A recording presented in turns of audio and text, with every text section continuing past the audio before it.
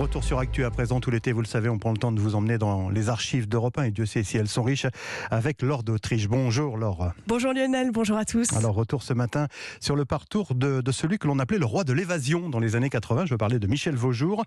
En une quinzaine d'années, il tente une dizaine d'évasions. Il en réussit 5, notamment la plus spectaculaire depuis la prison de la Santé en 1986. Oui, à ce moment-là, Michel Vaujour fait du sport au milieu des autres prisonniers lorsqu'un hélicoptère apparaît dans le ciel parisien. Le voilà maintenant au-dessus de la cour de promenade. Il est 10h45. Un témoin raconte. Il est resté, moi, à mon avis, à peu près 2-3 minutes au maximum.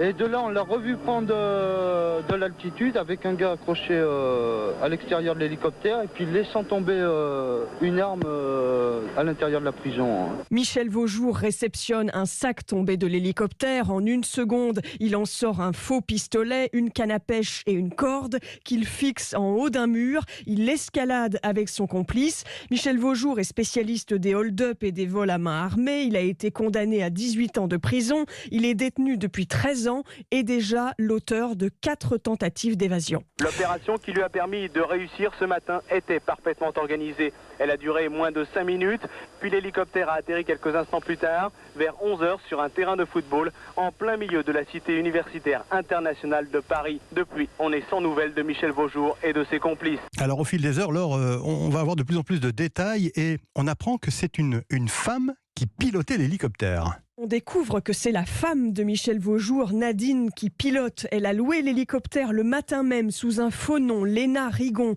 Elle prenait des cours de pilotage depuis 10 jours. L'homme qui lui a loué l'hélicoptère raconte. On m'avait quand même posé la question la veille pour me demander si on pouvait retirer une porte à la machine pour faire des photographies.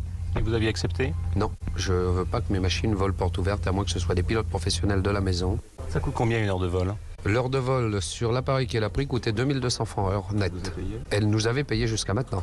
Je ne crois pas être payé sur ce vol-là. Et en 2005, Michel Vaujour a raconté à Frédéric Tadei sur Europe 1 que c'était sa plus belle évasion. Nombre de vos braquages ont été commis avec des pistolets factices. Avec des pistolets factices parce que c'était les premiers braquages, donc ça a commencé comme ça, naïvement, quoi. C'était un jeu.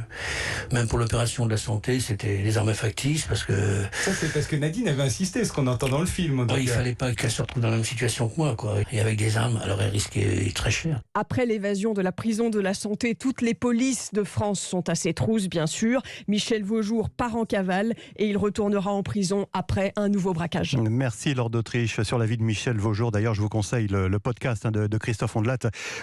Ondelat raconte, c'est sur votre appli et sur europe1.fr. Allez l'écouter, c'est passionnant avec notamment une interview de Michel Vaujour.